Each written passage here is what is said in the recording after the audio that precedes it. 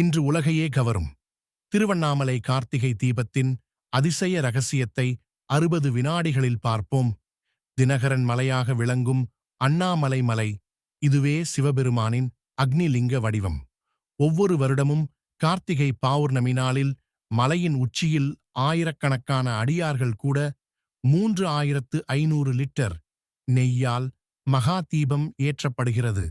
தீபம் எரியும் அந்த சில நொடிகளிலே கோடிகளாக இருக்கும் பக்தர்கள் ஹரஹர அண்ணாமலையார் என்று முழங்கும்போது மாலையெங்கும் பரவும் அந்த ஒளி ஒரு தெய்வீக அதிர்வை நம்முள் உருவாக்குகிறது. இந்த தீபத்தை ஒருமுறை பார்த்தாலே பாபநாசம் மனக்குறை தீர்வு வாழ்க்கையில் உள்ள தடைகள் நீங்கும் என்று நம்பிக்கை கிரிவலம் செய்யும். ஒவ்வொரு அடியும் சிவனின் அருளை நம்முள் நிரப்பும் திருவண்ணாமலை தீபம். இது ஒரு நிகழ்ச்சி மட்டுமல்ல, அக்னியில் தோன்றும் அருளொளி. இந்த ஆண்டும் நீங்கள் தீபத்தை பார்க்க ஆசைப்பட்டால் சிவபெருமான் உங்களுக்கு வழிவகுக்கட்டும். ஹர ஹர அண்ணாமலை.